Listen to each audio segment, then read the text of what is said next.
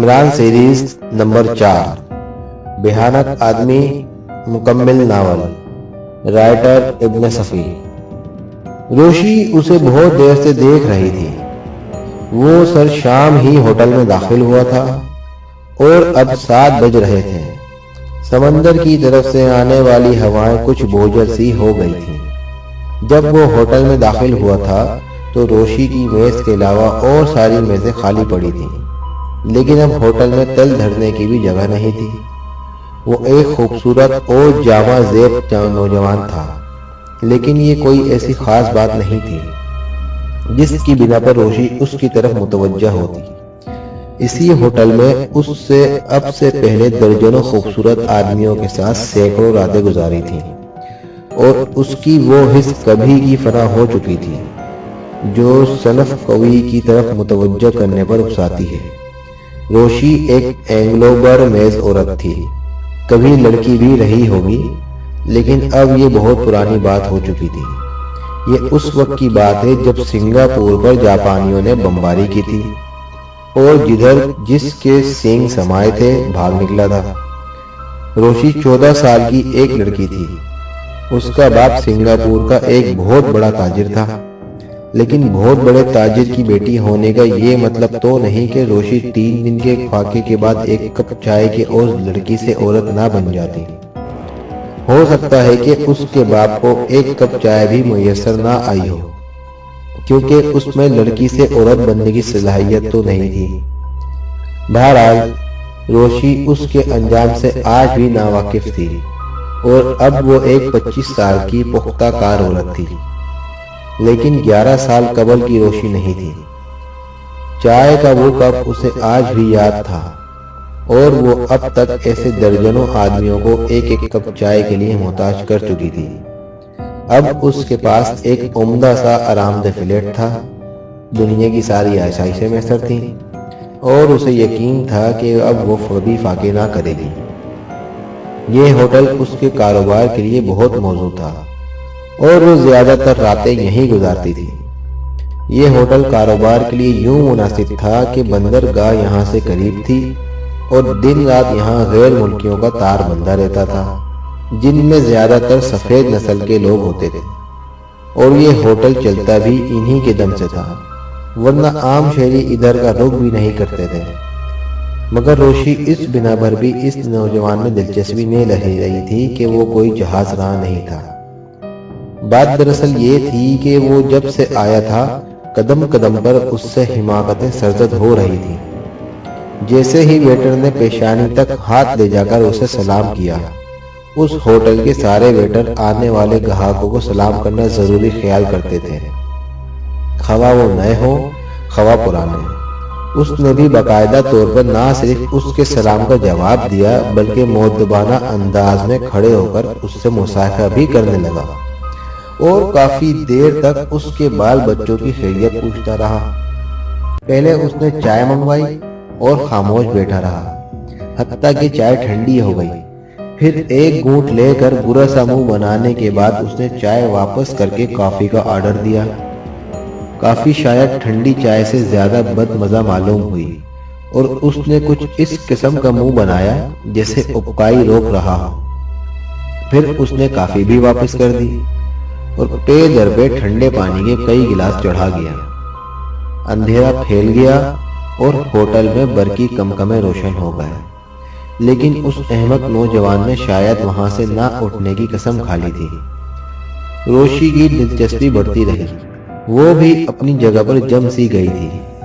رات کے کھانے کے وقت ہونے سے پہلے ہی میز پوش تبدیل کر دیے گئے، اور میزوں پر تر و تازہ پھولوں کے گلدانوں کے ساتھ ہی ایسے گلاس بھی رکھے گئے جن میں نیپکن اڑسے ہوئے تھے۔ اس بیوقوف نوجوان نے اپنی کرسی پیچھے کھسکا لی تھی، اور ایک ویٹر اس کی میز بھی درست کر رہا تھا۔ ویٹر کے ہٹتے ہی وہ ایک گلاب کا پھول گلدان سے نکال کر سونگنے لگا۔ وہ خیالات میں کھویا ہوا سا معلوم ہو رہا تھا، اور اس نے ایک بار بھی اپنے گرد و پیش نظر ڈالنے کی زحمت نہیں گوارا کی تھی۔ شاید وہ وہاں خود کو تنہا محسوس کر رہا تھا۔ روشی اسے دیکھتی رہی، اور اب وہ نہ جانے کیوں اس میں خاص قسم کی کشش محسوس کرنے لگی تھی۔ اس نے کئی بار وہاں سے اٹھنا بھی چاہا لیکن کامیاب نہ ہوئی۔ اتنے میں کھانے کا وقت ہو گیا اور اس نوجوان نے کھانے کا آرڈر دیا۔ پھول ابھی تک اس کی چٹکی میں دبا ہوا تھا، جسے وہ کبھی سونگنے لگتا اور کبھی آنکھیں بند کر کے اس طرح اس سے گال سہلانے لگتا جیسے ضرورتاً ایسا کر رہا ہو۔ کھانا میز پر چن دیا گیا، لیکن وہ بدستور بے حس و حرکت بیٹھا رہا۔ وہ اب بھی کچھ سوچ رہا تھا اور ایسا معلوم ہو رہا تھا جیسے ویٹر کے آنے اور کھانے کی موجودگی کا اسے علم ہی نہ ہو۔ روشی اب بھی اسے دیکھ رہی تھی۔ اچانک اس نے دیکھا کہ وہ گلاب کا پھول شوربے میں ڈبو رہا ہے اور پھر وہ اسے چبا ہی گیا، لیکن دوسرے ہی لمحے میں اس نے اتنا برا سا منہ بنایا کہ روشی کو بے ساختہ ہنسی آ گئی۔ اس کے منہ سے کچلے ہوئے پھول کے ٹکڑے پھسل پھسل کر گر رہے تھے۔ بوائے، اس نے رو دینے کے انداز میں ویٹر کو آواز دی اور کئی لوگ چونک کر اسے گھورنے لگے۔ ڈائننگ ہال اب کافی آباد ہو چکا تھا، شاید 5 میزیں خالی ہوں گی۔ سب چوپٹ، اس نے ویٹر سے گلوگیر آواز میں کہا۔ سب لے جاؤ، بل لاؤ۔ بات کیا ہے جناب؟ ویٹر نے مؤدبانہ پوچھا۔ بات کچھ نہیں، سب مقدر کی خرابی ہے۔ آج کسی چیز میں بھی مزہ نہیں مل رہا۔ نوجوان نے مسکین صورت بنا کر کہا، بل لاؤ۔ ویٹر برتن سمیٹ کر واپس چلا گیا، لیکن اسے واپس آنے میں دیر نہیں لگی۔ نوجوان نے تشتری میں رکھے ہوئے پرچے پر نظر ڈالی اور اپنی جیبیں ٹٹولنے لگا۔ پھر دیکھتے ہی دیکھتے اس کی جیبوں سے نوٹوں کی کئی گڈیاں نکل آئیں، جنہیں وہ میز پر ڈالتا ہوا کھڑا ہو گیا اور اب وہ اپنی اندرونی جیبیں ٹٹول رہا تھا۔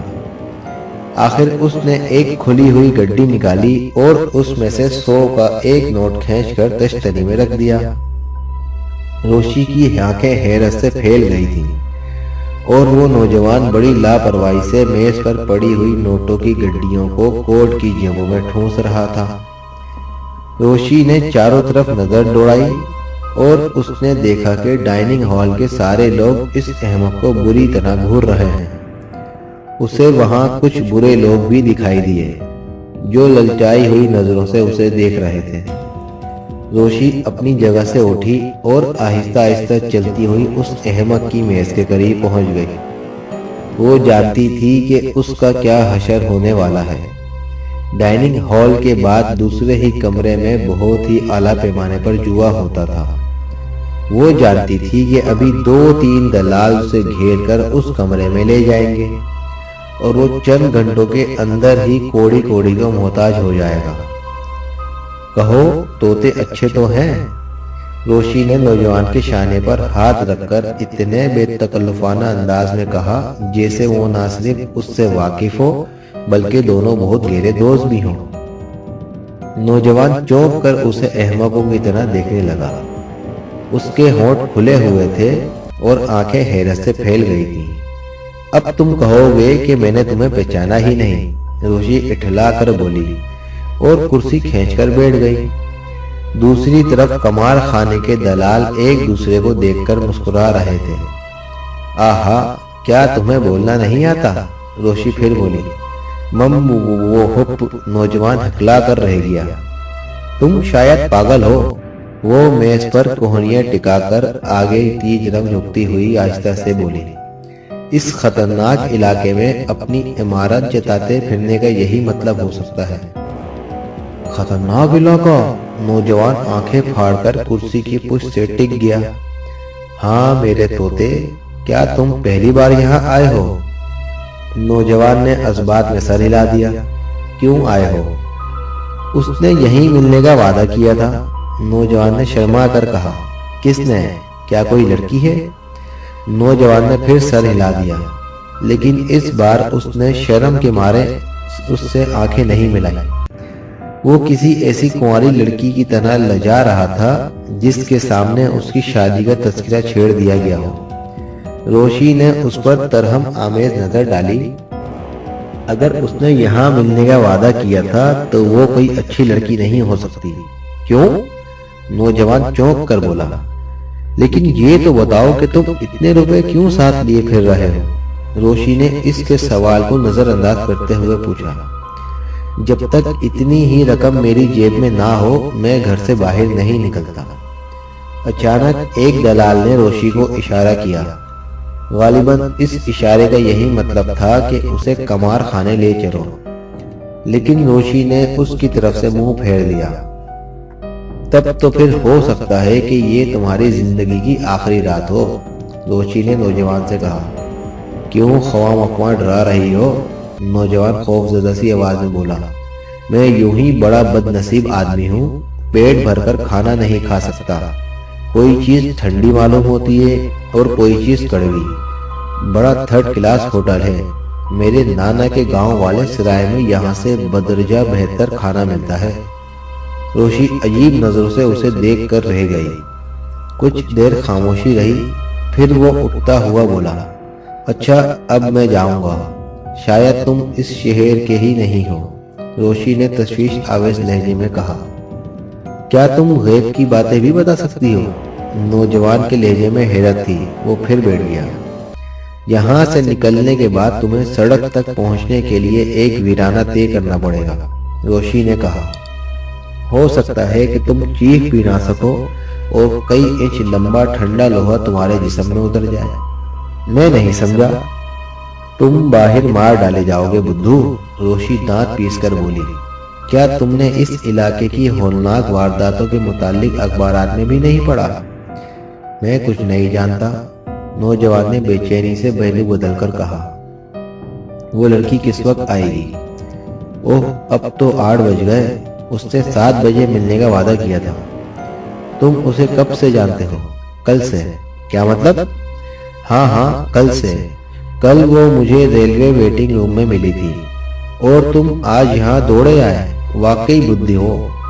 بات یہ ہے کہ فضول باتیں نہ کرو، تمہارے لیے دونوں صورتیں خطرناک ہیں، لیکن ایک میں جان جانے کا خدشہ نہیں، البتہ لٹ ضرور جاؤ گے۔ تمہاری کوئی بات میری سمجھ میں نہیں آ رہی۔ باہر پھیلے ہوئے اندھیرے پر ایک خطرناک آدمی کی حکومت ہے، اور وہ آدمی بعض اوقات یوں ہی تفریحاً بھی کسی نہ کسی کو ضرور قتل کر دیتا ہے، مگر تم تو سونے کی چڑیا ہو، اس لیے تمہیں جان و مال دونوں سے ہاتھ دھونے پڑیں گے۔ کس مصیبت میں پھنس گیا، نوجوان نے گلوگیر آواز میں کہا۔ جب تک میں کہوں خاموشی سے یہیں بیٹھے رہو، روشی نے کہا۔ لیکن تم نے یہاں بھی کسی خطرے کا تذکرہ کیا تھا۔ یہاں تم لٹ جاؤ گے پیارے طوطے، روشی نے مسکرا کر پلکیں جھپکاتے ہوئے کہا۔ ادھر جوا ہوتا ہے اور جوئے خانے کا دلال تمہاری طاق میں ہے۔ واہ واہ، احمق نے ہنس کر کہا۔ یہ تو بڑی اچھی بات ہے، میں جوا کھیلنا پسند کروں گا، مجھے وہاں لے چلو۔ اوہ میں سمجھی، تم یہاں جوا کھیلنے آئے ہو۔ نہیں یہ بات نہیں۔ اوف وہ ابھی تک نہیں آئی۔ ارے بھائی قسم لے لو، میں جوا کھیلنے کی نیت سے نہیں آیا تھا، مگر اب کھیلوں گا ضرور۔ ایسے موقع روز روز نہیں ملتے۔ یقیناً تم حقیقتاً جواری نہیں ہو۔ نہیں، میں یہ بھی نہیں جانتا کہ جوا کھیلا کس طرح جاتا ہے۔ تب پھر کیسے کھیلو گے؟ بس کسی طرح، صرف ایک بار تجربے کے لیے کھیلنا چاہتا ہوں۔ سچ کہتا ہوں ایسا موقع پھر کبھی نہیں ملے گا۔ کیسا موقع؟ بات یہ ہے، احمق آگے جھک کر رازدارانہ انداز میں بولا۔ نہ یہاں ڈیڈی ہیں اور نہ ممی، روشی بے اختیار ہنس پڑی، لیکن اس نوجوان کے چہرے پر حماقت آمیز سنجیدگی دیکھ کر خود بھی سنجیدہ ہو گئی، اور نہ جانے کیوں اس وقت وہ خود کو بھی بیوقوف محسوس کرنے لگی تھی۔ ڈیڈی اور ممی، نوجوان پھر بولا، مجھے کڑی پابندیوں میں رکھتے ہیں، لیکن میں دنیا دیکھنا چاہتا ہوں۔ میں اب بڑا ہو گیا ہوں، ہے نا؟ ہے کہ نہیں؟ دیکھ لو وہ اب تک نہیں آئی، میں تمہیں جوا کھیلنے دوں گی، سمجھے؟ کیوں؟ واہ اچھی رہی، تم کہو کون مجھے روکنے والی؟ میں نے آج سے پہلے کبھی تمہیں دیکھا تک نہیں۔ تم جوا نہیں کھیلو گے، روشی اپنا اوپری ہونٹ بھینچ کر بولی۔ دیکھتا ہوں تم کیسے روکتی ہو۔ اتنے میں قمار خانے کا ایک دلال اپنی جگہ سے اٹھ کر ان کی میز کی طرف بڑھا۔ صورت ہی سے خطرناک آدمی معلوم ہو رہا تھا۔ چہرے پر گھنی مونچھیں تھیں اور خفیف سے کھلے ہوئے ہونٹوں سے اس کے دانت دکھائی دیتے تھے۔ آنکھوں سے درندگی جھانک رہی تھی۔ وہ ایک کرسی کھینچ کر روشی کے سامنے بیٹھ گیا۔ کیا یہ تمہارے دوست ہیں؟ اس نے روشی سے پوچھا۔ ہاں، روشی کے لہجے میں تلخی تھی۔ کیا پہلی بار یہاں آئے ہیں؟ ہاں ہاں، روشی جھلا گئی۔ ناراض معلوم ہوتی ہو، وہ لگاوٹ کیسے انداز میں بولا۔ جاؤ اپنا دھندا دیکھو، یہ جواری نہیں ہے۔ میں ضرور جوا کھیلوں گا، احمد نے میز پر گھوسا مار کر کہا۔ تم مجھے نہیں روک سکتی، سمجھی؟ اوہ یہ بات ہے۔ دلال روشی کو گھورنے لگا۔ اس کی آنکھوں میں کینہ توری کی جھلک تھی۔ پھر وہ احمد کی طرف مڑ کر بولا، نہیں مسٹر، آپ کو کوئی نہیں روک سکتا۔ آپ جیسے خوش قسمت لوگ یہاں سے ہزاروں روپے بٹور کر لے جاتے ہیں، اور ان کی یہ کشادہ پیشانی ہا ہا ہا فتح مندی اور نصیب دری کی نشانی ہے۔ میرے ساتھ آئیے، میں آپ کو یہاں کھیلنے کے ہر گر بتاؤں گا، جس پر جیت پر صرف 15 روپے فیصدی کمیشن۔ بولیے ٹھیک ہے نا؟ بالکل ٹھیک ہے یار، احمد اس کے پھیلے ہوئے ہاتھ پر ہاتھ مارتا ہوا بولا۔ اٹھو۔ روشی وہیں بیٹھی رہ گئی اور وہ دونوں اٹھ کر قمار خانے کی طرف چلے گئے۔ روشی خواہ مخواہ بور ہو رہی تھی۔ اسے تکلیف پہنچی تھی، نہ جانے کیوں وہ جہاں تھی وہیں بیٹھی رہی۔ اس کے ذہن میں آندیاں سی اٹھ رہی تھی۔ بڑی عجیب بات تھی، آج اس سے پہلی ملاقات تھی، وہ بھی زبردستی کی، لیکن اس کے باوجود بھی وہ محسوس کر رہی تھی جیسے اس احمد کے رویے کی بنا پر برسوں پرانی دوستی ٹوٹ گئی ہو۔ اس نے اس کا کہنا کیوں نہیں مانا؟ اس کی بات کیوں رد کر دی؟ پھر اسے اپنی اس حماقت پر ہنسی آنے لگی۔ آخر وہ اسے منع کرنے والی ہوتی ہی کون ہے؟ پتہ نہیں وہ کون ہے، کہاں سے آیا ہے، کل کہاں ہوگا۔ ایسے آدمی کے لیے اس قسم کا جذبہ رکھنا حماقت نہیں تو اور کیا ہے۔ اس سے پہلے ایک نہیں سینکڑوں آدمیوں سے مل چکی تھی، اور انہیں اچھی طرح لوٹتے وقت بھی اس کے دل میں رحم کا جذبہ نہیں بیدار ہوا تھا، لیکن اس احمق نوجوان کو دوسروں کے ہاتھوں لٹتے دیکھ کر نہ جانے کیوں اس کی انسانیت جاگ اٹھی تھی۔ اسے ایسا محسوس ہو رہا تھا جیسے اس کا کوئی نالائق لڑکا اس کا دل توڑ گیا ہو۔ وہ جہنم میں جائے۔ وہ عائشہ سے بڑبڑائی اور ویٹر کو بلا کر ایک پگ ویکسٹی کا آرڈر دیا۔ پھر اس نے اس طرح اپنے سر کو جھٹکا دیا جیسے اس احمق کے تصور سے پیچھا چھڑانا چاہتی ہو۔ اس نے سوچا کہ وہ پی چکنے کے بعد یہاں سے اٹھ ہی جائے گی، ضرور اٹھ جائے گی، لیکن اٹھ جانے کا تہیہ کر لینے کے باوجود بھی وہ وہیں بیٹھی رہی، سوچتی رہی اسی احمق نوجوان کے متعلق۔ 1 گھنٹہ گزر گیا اور پھر وہ اسے دوبارہ دکھائی دیا۔ وہ قمار خانے کے دروازے میں کھڑا اپنا چہرے سے پسینے پوچھ رہا تھا۔ دونوں کی نظریں ملیں اور وہ تیر کی طرح اس میز کی طرف آیا۔ تم ٹھیک کہتی تھی، وہ ایک کرسی پر بیٹھ کر ہانپتا ہوا بولا۔ میں نے 3000 روپے کھو دیے۔ روشی اسے گھورتی رہی، پھر دانت پیس کر بولی، جاؤ چلے جاؤ ورنہ الٹا ہاتھ رسید کر دوں گی۔ نہیں، میں نہیں جاؤں گا، تم نے کہا تھا کہ باہر خطرہ ہے۔ روشی خاموش ہو گئی، وہ کچھ سوچ رہی تھی۔ بتاؤ میں کیا کروں؟ احمد نے پھر کہا۔ جہنم میں جاؤ۔ میں بھی کتنا گدھا ہوں، احمد خود سے بولا، بھلا یہ بیچاری کیا بتائے گی۔ احمد کرسی سے کھڑا ہو گیا۔ روشی بری طرح جھلائی ہوئی تھی، اس نے ذرہ برابر بھی پرواہ نہیں کی۔ وہ اسے باہر جاتے دیکھتی رہی، حتیٰ کہ وہ صدر دروازے سے گزر گیا۔ اچانک اس کے خیالات کی روح پلٹی اور وہ پھر اس کے لیے بے چین ہو گئی۔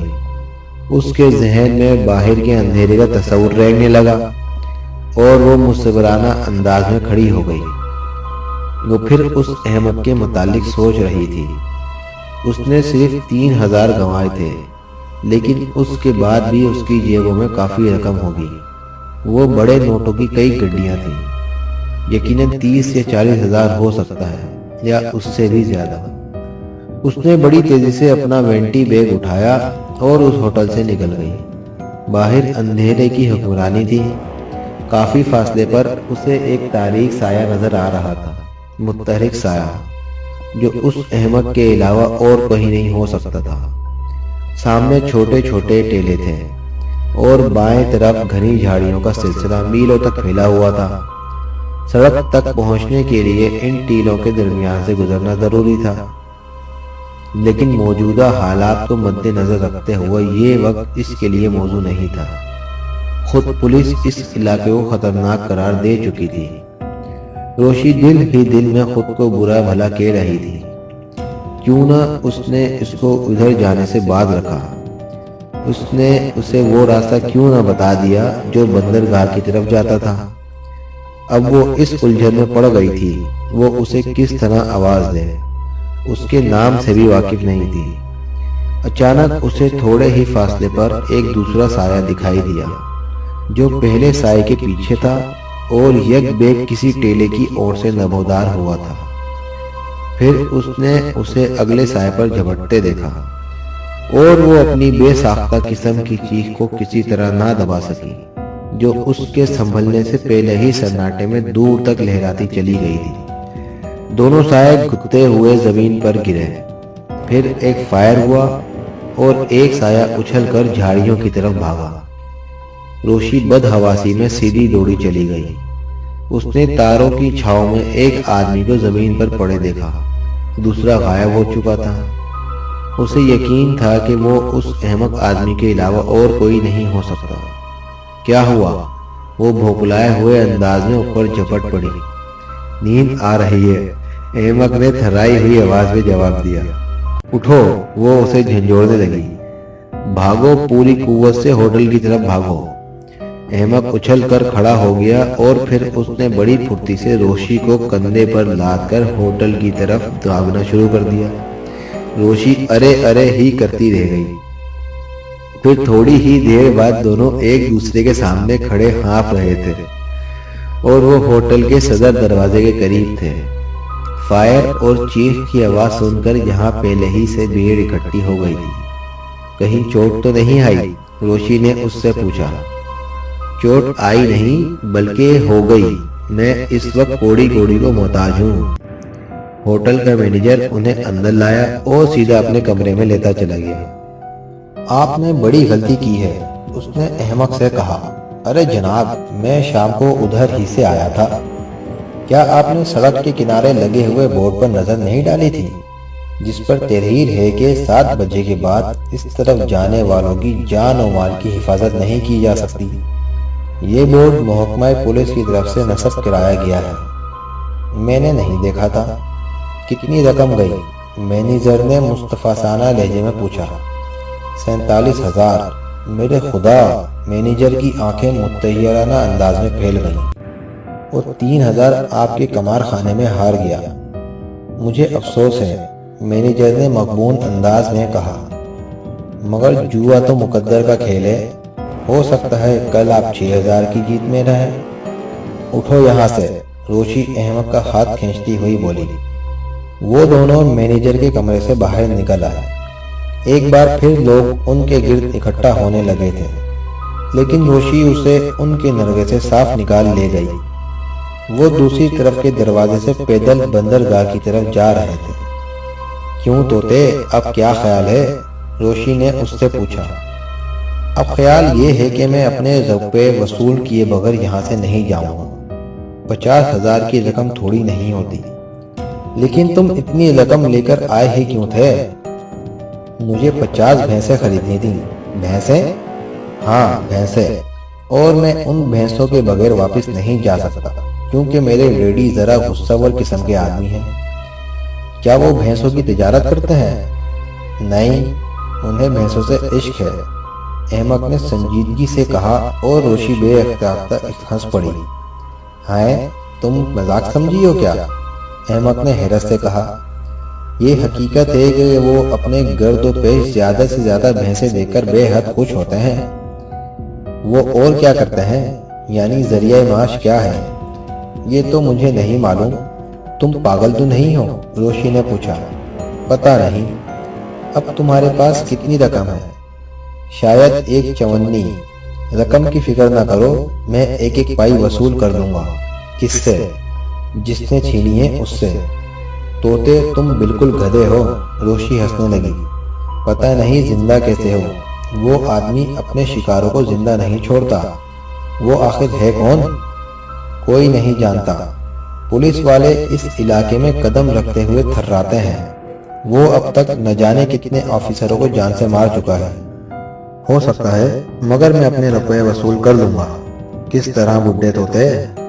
کل سر شام ہی ان جھاڑیوں میں چھپ جاؤں گا۔ روشی بے تحاشا ہنسنے لگی۔ طوطے تم سچ مچ پاگل ہو، اس نے کہا۔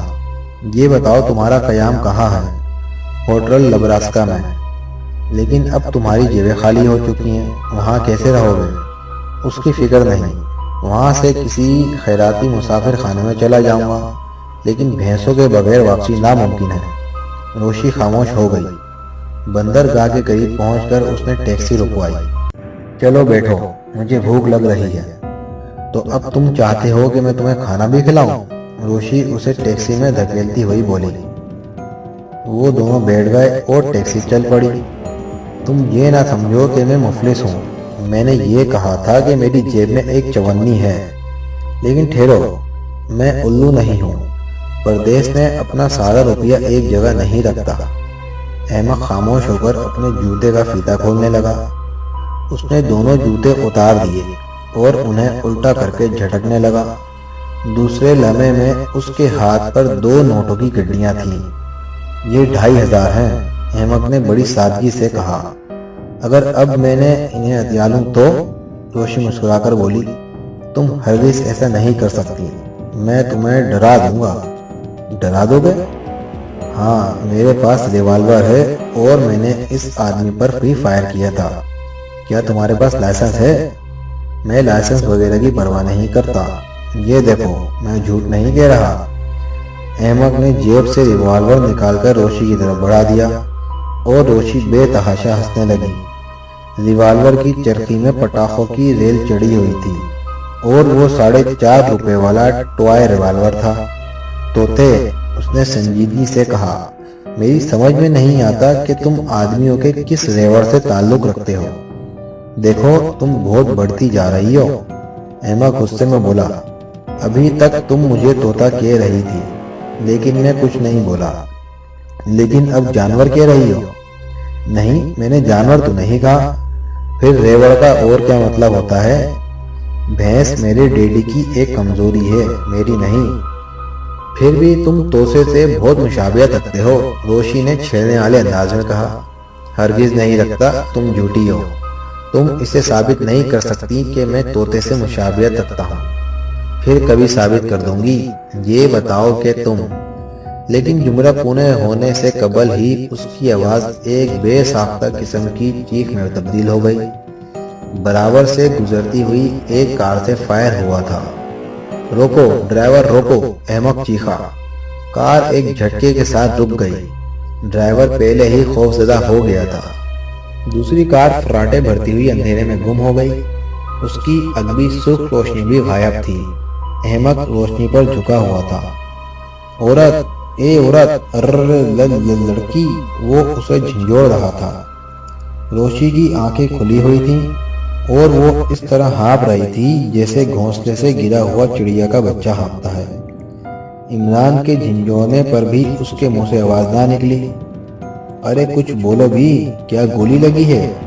روشی نے نفی میں سر ہلا دیا۔ یہ حقیقت تھی کہ وہ صرف سہم گئی تھی۔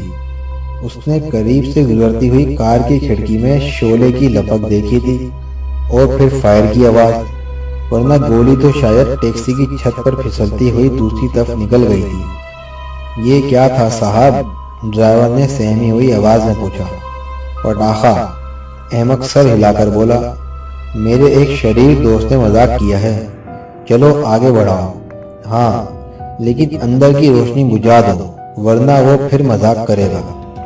پھر وہ روشی کا شانہ تھپکتا ہوا بولا، گھر کا پتہ بتاؤ تاکہ تمہیں وہاں پہنچا دوں۔ روشی سنبھل کر بیٹھ گئی۔ اس کی سانسیں ابھی تک چڑھی ہوئی تھیں۔ کیا یہ وہی ہو سکتا ہے؟ احمق نے آہستہ سے پوچھا۔ پتہ نہیں، روشی ہانپتی ہوئی بولی۔ تو اب یہ مستقل طور پر پیچھے پڑ گیا؟ احمق نے بڑے بھولے پن سے پوچھا۔ اوہ طوطے، اب میری زندگی بھی خطرے میں ہے۔ ارے تمہاری کیوں؟ وہ پاگل ہے، جس کے بھی پیچھے پڑ جائے ہر حال میں مار ڈالتا ہے۔ ایسے کیس بھی ہو چکے ہیں کہ بعض لوگ اس کے پہلے حملے سے بچ جانے کے بعد دوسرے حملے میں مارے گئے ہیں۔ آخر وہ ہے کون اور کیا چاہتا ہے؟ روپے تو چھین چکا، پھر اب کیا چاہیے؟ میں نہیں جانتی کہ وہ کون ہے اور کیا چاہتا ہے۔ بہرحال یہ سب کچھ تمہاری حماقتوں کی وجہ سے ہوا۔ یعنی تم چاہتی ہو کہ میں چپ چاپ مر جاتا؟ احمق نے بڑی سادگی سے سوال کیا۔ نہیں طوطے، تمہیں اس طرح اپنی عمارت کا اظہار نہیں کرنا چاہیے تھا۔ مجھے کیا معلوم تھا کہ یہاں کے لوگ 50,000 جیسی حقیر رقم پر بھی نظر رکھتے ہیں۔ تم اسے حقیر رقم کہتے ہو؟ روشی نے حیرت سے کہا۔ ارے میں نے اپنی ساری زندگی میں اتنی رقم یکشمش نہیں دیکھی۔ طوطے، تم آدمی ہو یا ٹکسال؟ چھوڑو اس تذکرے کو۔ تم کہہ رہی تھی کہ تم خود کو خطرے میں محسوس کر رہی ہو۔ ہاں یہ حقیقت ہے۔ کہو تو میں یہ رات تمہارے ہی ساتھ گزاروں؟ اوہ طوطے، ضرور ضرور۔ ایک بات میں نے ضرور مارک کی ہے، تم بالکل طوطے ہونے کے باوجود بھی لاپرواہ اور نڈر ہو۔ لیکن تمہارا یہ ریوالور ابھی تک میری سمجھ میں نہیں آ سکا۔ اچھا تو پھر میں تمہارے ساتھ ہی چل رہا ہوں، لیکن کیا تمہارے گھر پر کچھ کھانے کو مل سکے گا؟ دیکھو یہ رہا میرا چھوٹا سا فلیٹ، روشی نے کہا۔ وہ دونوں فلیٹ میں داخل ہو چکے تھے اور احمق اتنے اطمینان سے ایک صوفے میں گر گیا تھا جیسے وہ ہمیشہ سے یہیں رہتا آیا ہو۔ یہ مجھے اس صورت میں اور زیادہ اچھا معلوم ہوگا اگر کھانے کو کچھ مل جائے، احمق نے سنجیدگی سے کہا۔ اس کے لیے تمہیں میرا ہاتھ بڑھانا پڑے گا۔ میں یہاں تنہا رہتی ہوں۔ تقریباً 1 گھنٹے کے بعد وہ کھانے کی میز پر تھے اور احمق بڑھ بڑھ کر ہاتھ مار رہا تھا۔ اب مزہ آ رہا ہے، وہ منہ چلاتا ہوا بولا۔ اس ہوٹل کے کھانے بڑے واہیات ہوتے ہیں۔ طوطے، کیا تم حقیقتاً ایسے ہی ہو جیسے نظر آتے ہو؟ وہ اسے غور سے دیکھنے لگی۔ میں نہیں سمجھا۔ کچھ نہیں، میں نے ابھی تک تمہارا نام تو پوچھا ہی نہیں، تو اب پوچھ لو، لیکن مجھے اپنا نام قطعی پسند نہیں۔ کیا نام ہے؟ عمران، علی عمران۔ کیا کرتے ہو؟ خرچ کرتا ہوں، جب پیسے نہیں ہوتے تو صبر کرتا ہوں۔ پیسے آتے کہاں سے ہیں؟ عمران ٹھنڈی سانس لے کر بولا، یہ بڑا بیڈ ہب سوال ہے۔ اگر کسی انٹرویو میں پوچھ لیا جائے تو مجھے نوکری سے مایوس ہونا پڑے۔ میں بچپن سے یہی سوچتا آیا ہوں کہ پیسے کہاں سے آتے ہیں، لیکن افسوس آج تک اس کا جواب پیدا نہیں کر سکا۔ بچپن میں سوچا کرتا تھا کہ شاید کلدار روپے بسکٹ سے نکلتے ہیں۔ بہرحال تم شاید اپنے متعلق کچھ بتانا نہیں چاہتے۔ اپنے متعلق میں نے سب کچھ بتا دیا ہے، لیکن تم زیادہ تر ایسی ہی باتیں پوچھ رہی ہو جن کا تعلق مجھ سے نہیں بلکہ میرے ڈیڈی سے ہے۔ میں سمجھی، یعنی تم خود کوئی کام نہیں کرتے۔ اوفو، ٹھیک، بالکل ٹھیک۔ بعض اوقات میرا دماغ غیر حاضر ہو جاتا ہے۔ غالباً مجھے تمہارے سوال کا یہی جواب دینا چاہیے تھا۔ اچھا تمہارا کیا نام ہے؟ روشی۔ واقعی تم صورت سے ہی روشی معلوم ہوتی ہو۔ کیا مطلب؟ پھر وہی مشکل سوال۔ جو کچھ میری زبان سے نکلتا ہے اسے میں سمجھا نہیں سکتا، بس یوں ہی۔ نہیں، کیا بات ہے؟ غالباً مجھے یہ کہنا چاہیے تھا کہ تمہارا نام بھی تمہاری ہی طرح کیا ہے؟ اچھا بتاؤ کیا کہیں گے؟ بڑی مشکل ہے۔ ابھی وہ لفظ ذہن میں تھا، غائب ہو گیا۔ عمران بے بسی سے اپنی پیشانی رگڑنے لگا۔ روشی اسے عجیب نظروں سے دیکھ رہی تھی۔ اس کی سمجھ میں نہیں آ رہا تھا کہ اسے کیا سمجھے، نیم دیوانہ یا کوئی بہت بڑا مکار۔ مگر مکار سمجھنے کے لیے کوئی معقول دلیل اس کے ذہن میں نہیں آ رہی تھی۔ اگر وہ مکار ہوتا تو اتنی بڑی رقم اس طرح کیسے گنوا بیٹھتا؟ اب آہستہ آہستہ ساری باتیں میری سمجھ میں آ رہی ہیں۔ عمران ٹھنڈی سانس لے کر بولا، وہ لڑکی جو ویٹنگ روم میں ملی تھی اس بدماش کی ایجنٹ رہی ہوگی۔ ہاں اور کیا، ورنہ وہ مجھے اس ہوٹل میں کیوں بلاتی؟ مگر جوشی، کیا نام ہے تمہارا؟ روشی وہ لڑکی مجھے اچھی لگتی تھی، اور اب نہ جانے کیوں تم اچھی لگنے لگی ہو۔ مجھے بڑا افسوس ہے کہ میں نے تمہارے کہنے پر عمل نہ کیا۔ کیا تم اب میری مدد نہ کرو گی؟ روشی بڑے دل آویز انداز میں مسکرا رہی تھی۔ میں کس طرح مدد کر سکتی ہوں؟ اس نے پوچھا۔ دیکھو روشی، واقعی یہ نام بہت اچھا ہے۔ ایسا معلوم ہوتا ہے جیسے زبان کی نوک مصری کی ڈلی سے جا لگی ہو۔ روشی، واہ، ہاں تو روشی، میں اپنی کھوئی ہوئی رقم واپس لینا چاہتا ہوں۔ ناممکن ہے، تم بالکل بچوں کی سی باتیں کر رہے ہو۔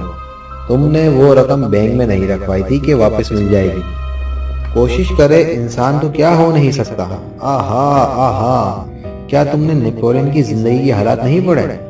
میرے طوطے، روشی ہنس کر بولی، تم اتنی جلدی پالنے سے باہر کیوں آ گئے؟ میں مذاق کے موڈ میں نہیں ہوں، عمران کسی ضدی بچے کی طرح جھلا کر بولا۔ روشی کی ہنسی تیز ہو گئی۔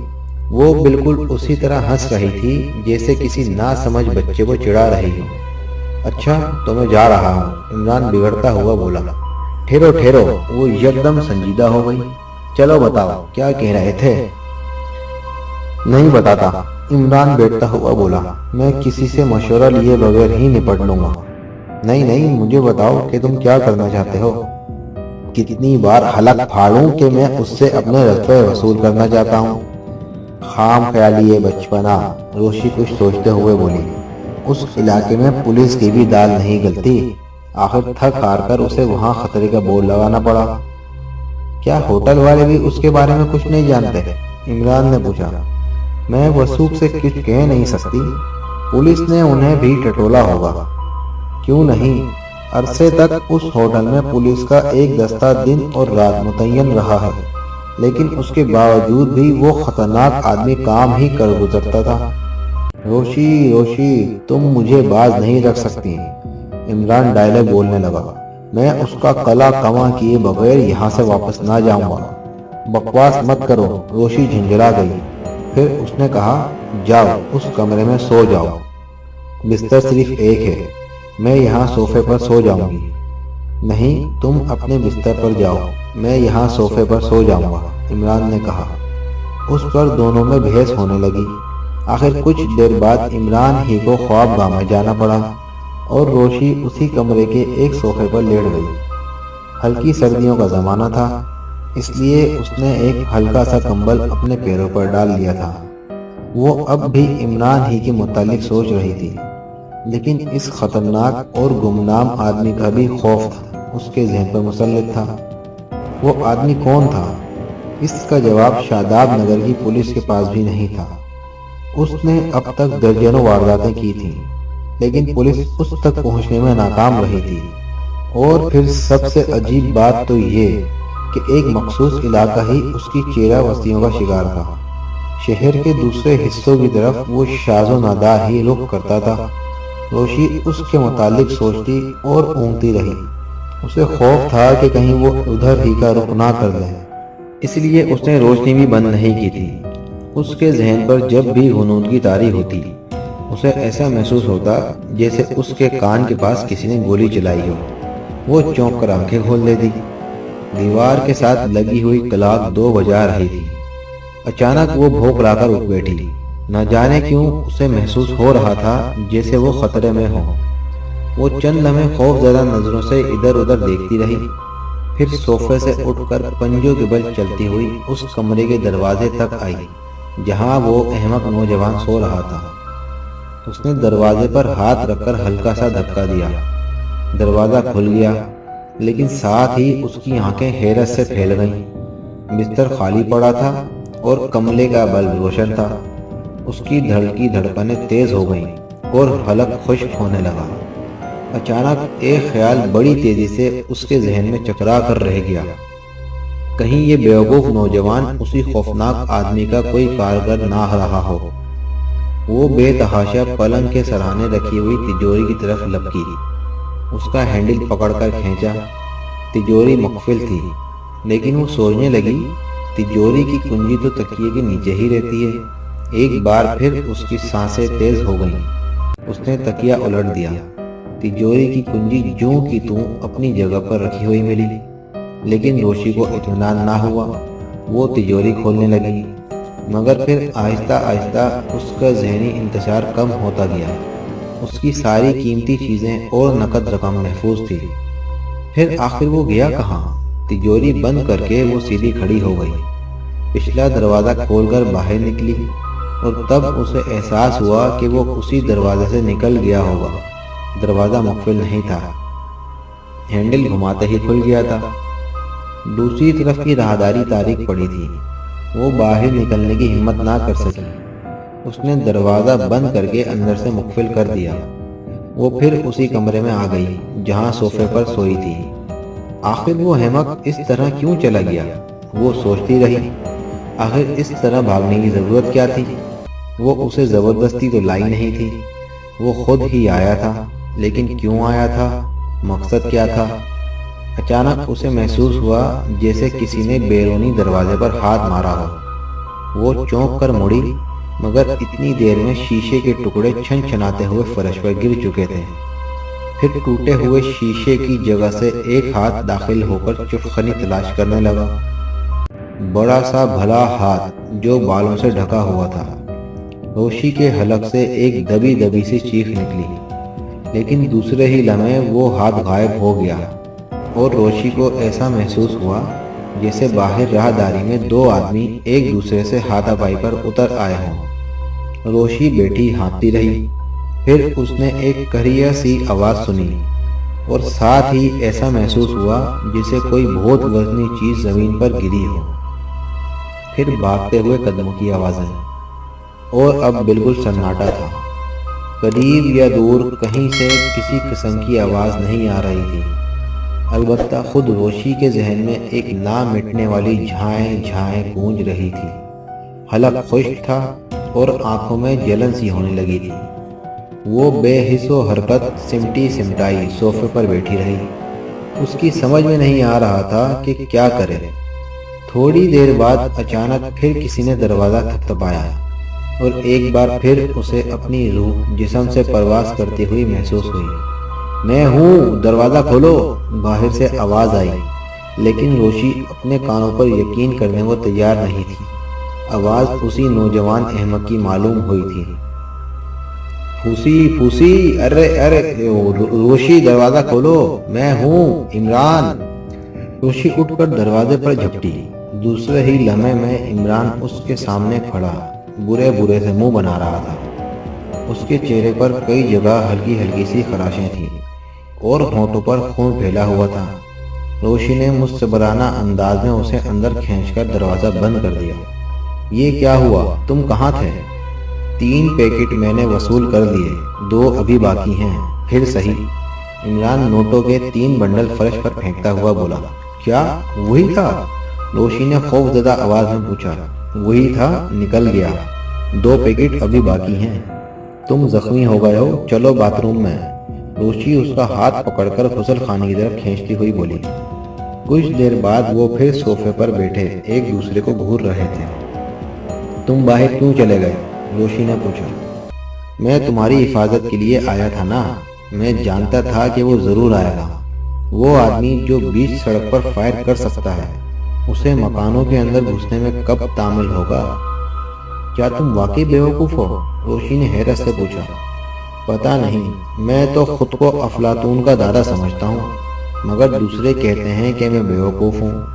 کہنے دو، اپنا کیا بگڑتا ہے؟ اگر میں عقل مند ہوں تو اپنے لیے، احمق ہوں تو بھی اپنے لیے۔ تو اب وہ نامعلوم آدمی میرا بھی دشمن ہو گیا؟ روشی خشک ہونٹوں پر زبان پھیر کر بولی۔ ضرور ہو جائے گا، تم نے کیوں میری جان بچانے کی کوشش کی تھی؟ اوہ، مگر میں کیا کروں؟ کیا تم ہر وقت میری حفاظت کرتے رہو گے؟ دن کو وہ ادھر کا رخ بھی نہ کرے گا، رات کی ذمہ داری میں لیتا ہوں۔ مگر کب تک؟ جب تک کہ میں اسے جان سے نہ مار دوں، عمران بولا۔ تم آخر ہو کیا بلا؟ میں بلا ہوں، عمران برا مان گیا۔ او ڈیئر، تم سمجھے